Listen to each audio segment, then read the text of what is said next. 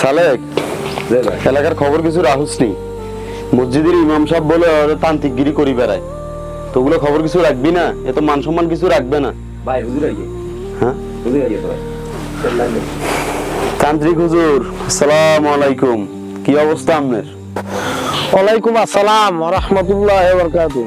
সভাপতি সাহেব, আপনিও কি শুরু করে দিলেন এটা? না বলে উপায় আছে? আপনি এগুলো কি শুরু করছেন? হ্যাঁ, আপনার কি বেতন কম দেওয়া হয়? মসজিদে রাখছে, মসজিদে আপনি 5 ওয়াক্ত নামাজ পড়াইবেন, আপনি এলাকায় তাবিজ তোমার দিবেন, এগুলো ইজ্জত থাকে মসজিদের? আমরা সভাপতি হিসাবে আমাদের একটা বদনাম আসে না? কি শুরু করছেন এগুলো আপনি? এগুলো এলাকার বদনাম করে কেন করতেছেন আপনি? ভাই আমি কি করবো, ওরাই তো আমার কাছে আসে ভাই, ওরাই আমার বাধ্য করে ভাই, আমি কি করবো এখন কম? আমি না করলে মসজিদের হুজুর ভালো না, এই ভালো না সেই ভালো না, এখন আমি কি করা উচিত আমার বলেন আপনি?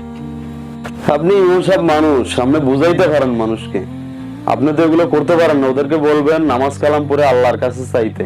আপনি ওদেরকে তো এভাবে তাবিজ তোমার দিতে পারেন না, এগুলো তো শরিয়াতে নাই, এগুলো তো করতে পারেন না।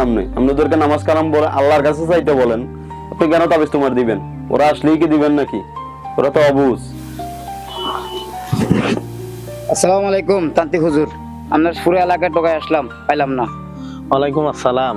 আপনারা কি শুরু করছেন? কি শুরু করলাম? কি শুরু করছেন এটি? আমার একটা সামাজিক ভাবে একটা নাম আছে তো, জি জি আমি মসজিদে যেহেতু ইমাম সাহেব, জি। আমার নাম আছে। এই ভাই যদি নাম না রাখতে পারে, ডাকতে না পারে, ইমাম সাহেব, এই ইমাম সাহেব, ঠিক আছে? কত সুন্দর নাম আছে। সবাই বলতে পারে মানুষের সেবায় আমি কাজ করতেছি, ঠিক আছে? আমার সভাপতি সাহেব বলছে, আমি সভাপতি থেকে মাপ চাইছি, ঠিক আছে? আমার তান্ত্রিক হুজুর টুজুর বলিয়েন না, আচ্ছা হুজুর ঠিক আছে? বলে গেছে তাহলে আমার। ইমাম সাহেব বলিয়েন। জি, ইমাম কত সুন্দর ইমাম সাহেব। জি হুজুর, আসসালামু আলাইকুম। হুজুর, আমার এই আইসির একটা সমস্যার কারণে আমি বিয়ে করছি যে 8 বছর, আমার ছেলেটা হচ্ছে না। এখন একটু যদি আপনি একটু দেখতেন।